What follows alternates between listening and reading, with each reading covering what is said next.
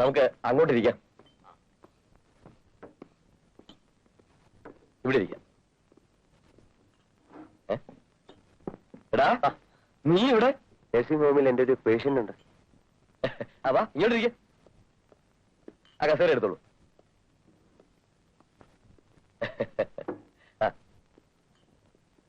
ഇത് assistant engineer mister Sudhakaran. ഇത് mister Hamza. ഇത് എക്സിക്യൂട്ടീവ് എഞ്ചിനീയർ മിസ്റ്റർ മേനോൻ.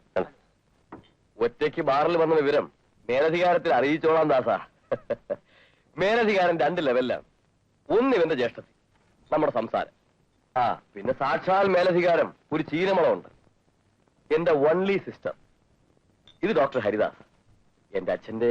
അറിയാം, ഡോക്ടറുടെ കാര്യം കുറച്ചു മുമ്പും പറഞ്ഞിരുന്നത്.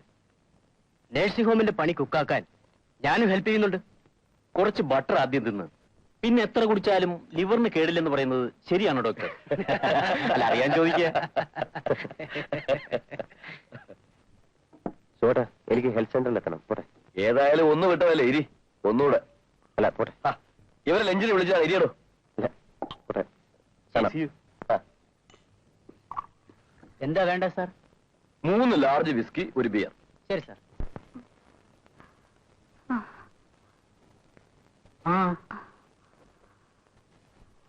അമ്മയ്ക്ക് സുഖമുണ്ട്. രാത്രി ബുദ്ധിമുട്ടൊന്നും ഉണ്ടായില്ല. 1 പവൻ തികയില്ല. മുക്കി മൂളി 500 ഉറുപ്പ്യ തന്ന ഓസേപ്പ്. ഇതുകൊണ്ട് തികയുമാവോ? അവരുടെ പീടിയെന്ന് വാങ്ങിച്ച മുതല് തന്നെ പണയം വയ്ക്കാൻ വീട്ടിൽ ചെന്നാൽ സ്വർണം മോശ എന്ന് പറയാൻ ഒരു മടിയില്ല. ഓഹോ, വല്ലാത്തൊരു കൂട്ടത്. ഡോക്ടർ,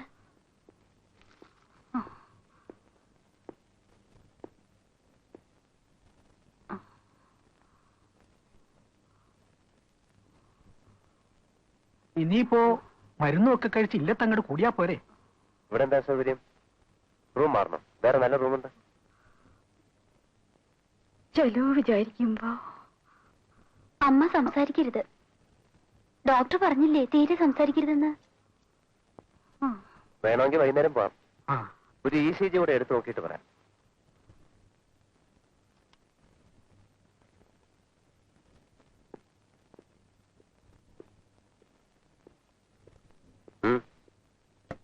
ഇന്നലെ പണം അടയ്ക്കാൻ പറഞ്ഞപ്പോ അച്ഛൻ വന്നിരുന്നില്ല.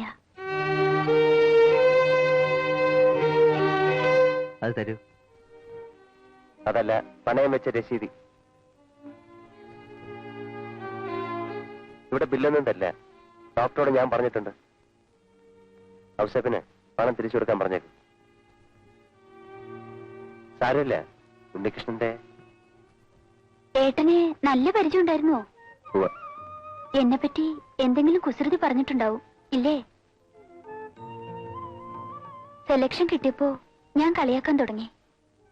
ചുവരിൽ എഴുതി വെക്കുകയും ചെയ്തു, ഡോക്ടർ CP ഉണ്ണികൃഷ്ണൻ.